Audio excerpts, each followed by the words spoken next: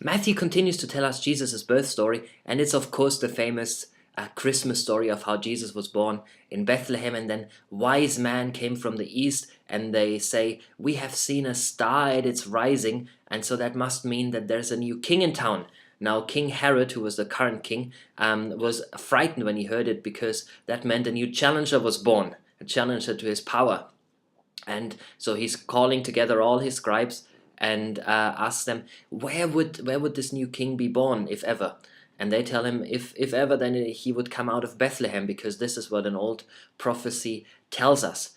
So Herod then calls the wise man and say, "Go and see that you find him, because I also want to pay him homage to that newborn king." Then the wise men go out. They do find Jesus with Mary, his mother, and they pay him homage. And then after they're done, they are warned in a dream that Herod has by no means good intentions. He wants to come and kill the child, and therefore they leave for their country by another road.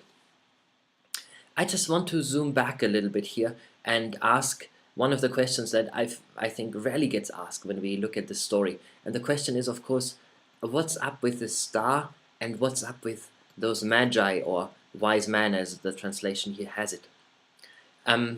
Let's first look at the star, and I think what we'll observe actually in both those cases, star and magi, is that Matthew tells a story, and it's brilliant in the way that he does it. He tells a story which is essentially Jewish. Every Jew at his time who reads the story would know exactly what Matthew's talking about, but it's also full of political power that speaks to the Roman Empire.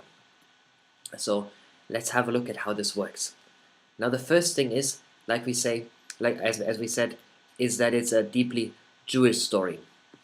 Now, there was a prophecy in Numbers 24:17. This is known as the star prophecy, and it says, "I see him, but not yet. I behold him, but not near. A star will rise out of Jacob, and a scepter will rise out of Israel." That is a star prophecy. And we know that people at the time of Jesus in 1st century or 2nd century Judaism always took that star prophecy to be messianic. So they thought this is a prophecy that talks about the new Messiah. We know that, for example, from Bar Kokhba, who was a wannabe Messiah, who led a revolution 132 AD, and the famous Rabbi Akiva was the one who gave him the name Bar Kokhba, which means son of a star, again referring to the star prophecy. So by working with that concept, Matthew is giving us a hint who he thinks Jesus is, namely the new Messiah. Okay, but there's more than that. The other thing is that for Jews as for Romans, if there was a star in the sky or some kind of celestial event, that meant that at that night where the celestial event occurred, a new king or a new ruler would have been born. So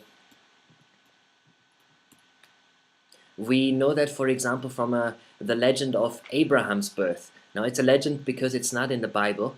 It is in the book of Yasha, which is a midrash. So it's a Jewish commentary.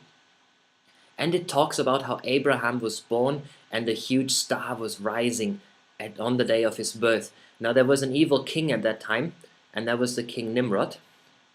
And King Nimrod also thought, because of this huge celestial event, a new king must have been born. So he's having all 2-year-old babies killed, just to make sure he also gets the new king killed. And as we later see in the story, this is exactly what happened around Jesus' birth as well.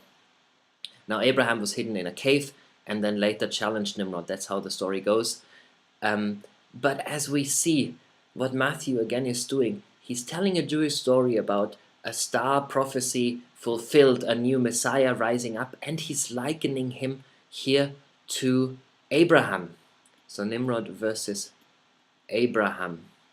He's likening Jesus to Abraham, And by doing that, he's of course invoking that big promise that overshadows all of the Old Testament, that out of Abraham's family there will come somebody who will be the king of the world.